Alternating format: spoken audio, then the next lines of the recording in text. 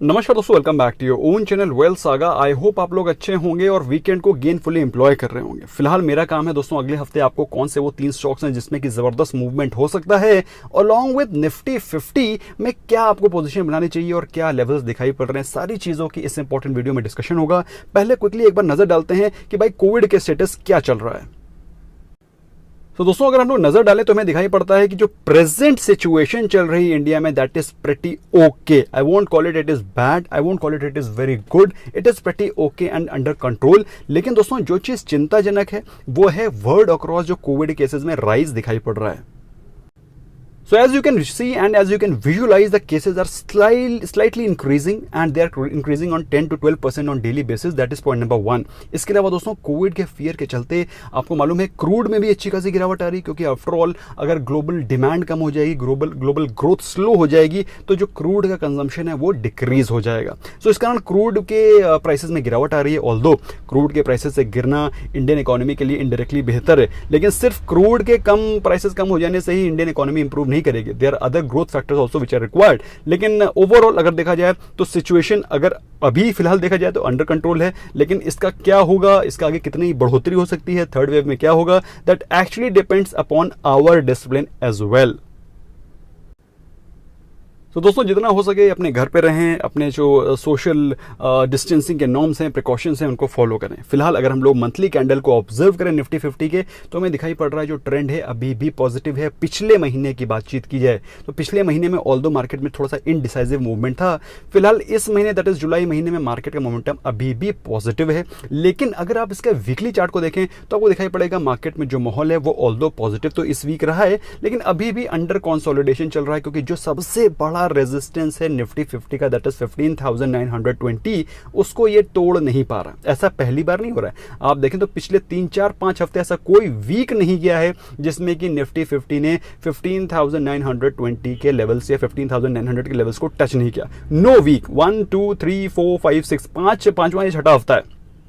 तो पांचवें या छठे हफ्ते में आप देख रहे हैं लगातार निफ्टी 50 इस लेवल्स को तोड़ नहीं पा रहा है, जो कि एक मेजर रेजिस्टेंस की तरह काम कर रहा है। और दोस्तों अगर मार्केट ने यहां से कोई एक ब्रेकआउट नहीं दिखाया, अगर ब्रेकआउट मतलब 16,000 के ऊपर कोई गैप अप ओपनिंग नहीं हुई, तो मार्केट फिर से नीचे की तरफ रिसीड करके 15,400 की तरफ जा सकती है, क्योंकि मार्केट को ऊपर जाने के लिए 16,000 के लेवल को एक गैप अप के साथ तोड़ना पड़ेगा। और ये चीज दोस्तों आपको एम्पलीफाई होगी जब आप डेली चार्ट देखेंगे। तो डेली चार्ट अगर आप देखें तो एमएसीडी फिलहाल पॉजिटिव दिखाई पड़ रहा है। आरएसआई को देखें दोस्तों ये जो इंडिकेटर होते हैं इनसे आप कोई बहुत बड़ा मेजर इंट्राडे या फिर स्विंग ट्रेड नहीं ले सकते, लेकिन आपको एक ब्रॉडली मार्केट का मोमेंटम दिखाते हैं। सो फिलहाल दोस्तों अगर निफ्टी 50 ने 16,000 के लेवल्स को तोड़ा तब तो अपसाइड पॉसिबल है, अदरवाइज आपको 15,400, 15,600 एंड 15,900 के लेवल के बीच में ही मार्केट अगले कुछ दिनों में फिर से आती हुई दिखाई पड़ेगी। So you should not be extremely bullish and you should not be extremely bearish. जब तक कि 15,200 के लेवल्स नीचे के सेफ हैं और 15,000, 16,000 के लेवल्स ऊपर के सेफ हैं, तब तक ना तो मार्केट नीचे जाएगी और ना ही मार्केट ऊपर। तुम कंसोलिडेशन में दोस्तों आपको सबसे बेस्ट ट्रेड्स क्या लेने हैं, आपको सबसे बेस्ट ट्रेड्स लेने हैं हेज ट्रेड्स और स्टॉक स्पेसिफिक ट्रेड्स। अब कौन से वो स्टॉक स्पेसिफिक आइडियाज हैं उनके बारे में डिस्कशन कर लेते हैं। दोस्तों पहला स्टॉक जो कि मैंने चूज किया है इस वीक, जिसमें मुझे लगता है एक अच्छा स्विंग ट्रेड अपॉर्चुनिटी बनता है अराउंड 5%। लेकिन उससे पहले दोस्तों मैं आपको एज अ डिस्क्लेमर बता देना चाहता हूं कि जो भी स्टॉक मैं आपको बताता हूं they are just for educational purpose. Investment करने से पहले अपने फाइनेंशियल एडवाइजर की एडवाइस डेफिनेटली लें और अपने एंड पर भी रिसर्च डेफिनेटली करें। पिछले एक महीने में स्टॉक हैज गिवन अच्छा खासा रिटर्न दिया है, करीब 12% के रिटर्न दिए हैं स्टॉक ने बीएफ यूटिलिटीज। और दोस्तों मुझे स्टॉक काफी मोमेंटम में दिखाई पड़ रहा है और मुझे लगता है स्टॉक में अभी भी पोटेंशियल बाकी है। पिछले एक साल में जैसा कि मोस्ट ऑफ द कंपनीज ने दिया है, इस स्टॉक ने भी आपके पोर्टफोलियो को डबल कर दिया अगर आपने पिछले एक साल में इसमें इन्वेस्टमेंट किया है तो। अगर इसमें लॉन्ग टर्म के बारे में बात करें तो लॉन्ग टर्म में इसका performance has not been very great, that is it has not given you multibagger returns. लेकिन दोस्तों अगर हम लोग स्विंग ट्रेड के पर्सपेक्टिव से देखें तो मुझे लगता है स्टॉक में एक अच्छा खासा ब्रेकआउट जल्दी ही दिखाई पड़ सकता है। In case if you want to invest, मेरे हिसाब से 5 से 10% के रिटर्न से स्टॉक बहुत ही जल्दी दे सकता है और अपने 1540, 1560 के 550 टू 560 के लेवल्स को बहुत ही जल्दी शो कर सकता है, which is going to give you approximately 10% returns. दोस्तों अगर ये स्टॉक आपको पसंद आया स्मैश करें लाइक बटन, क्योंकि और भी 2 स्टॉक्स हैं जिनको कि हम लोग डिस्कस करेंगे। So let's discuss those also. दोस्तों दूसरे स्टॉक को डिस्कस करने से पहले उसके कुछ की मैट्रिक्स के बारे में जानते हैं। वो जो स्टॉक जिस बारे में बातचीत करने वाला हूँ बहुत ही अच्छे वैल्यूएशन पे मिल रहा है। उसका जो प्राइस अर्निंग रेशो है वो है क्लोज टू 21। जबकि अगर आप उसी सेक्टर के अदर स्टॉक्स के बारे में बात करें या फिर पूरे सेक्टर के बारे में बात करें तो उसका सेक्टर का प्राइस अर्निंग रेशो काफी महंगा है। तो ये स्टॉक आपको इन्वेस्टमेंट पॉइंट ऑफ व्यू से भी ठीक ठाक ही दिख रहा है, अच्छे खासे वैल्यूएशन पे दिख रहा है। अच्छा, इसके अलावा दोस्तों बात करें प्रमोटर की होल्डिंग्स की, तो कोई भी प्रमोटर की होल्डिंग प्लेज नहीं, अच्छी खासी डिविडेंड यील्ड 1% की डिविडेंड यील्ड है। ओवरऑल अगर आप देखें तो सेक्टर के डिविडेंड यील्ड से भी बेहतर डिविडेंड यील्ड देता है, आपको बेहतर डिविडेंड देता है। तो दोस्तों ये स्टॉक आप इन्वेस्टमेंट पॉइंट ऑफ व्यू से भी नजर रख सकते हैं। स्टॉक कौन सा है दोस्तों? स्टॉक है शक्ति पंप्स। अगर शक्ति पंप्स के पिछले एक महीने के परफॉर्मेंस के बारे में बात करें, stock has given you approximately 6% returns, whereas if you talk about the 1 year performance of this company, पिछले एक साल में स्टॉक ने मल्टी बैगर रिटर्न दिए। मतलब अगर आपने 1 लाख रुपए लगाया था तो स्टॉक ने आपको 4,95,000 रुपीज के रिटर्न्स दिए हैं, bumper returns. This is what is called long term investment stock. और दोस्तों अगर ये स्टॉक यहां से किसी गिरावट पे मिलता है, I think you must accumulate it, grab it with both hands.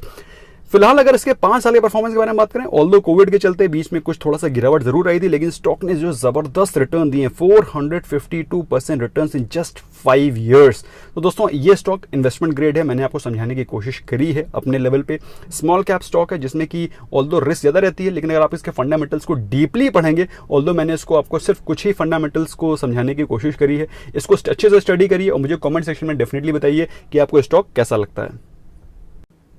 Chart पे देखें दोस्तों तो स्टॉक अभी रिसेंटली ही 890 करीब 900 के हाईज को लगा करके कंसोलिडेट होकर के अराउंड 760 के लो लगा चुका है। तो अराउंड 900 प्लस के लेवल्स को टच करके उस स्टॉक ने 760 के ऑलरेडी प्रॉफिट बुकिंग कह लें या कंसोलिडेशन कह लें, उस फेज को कंप्लीट कर लिया है।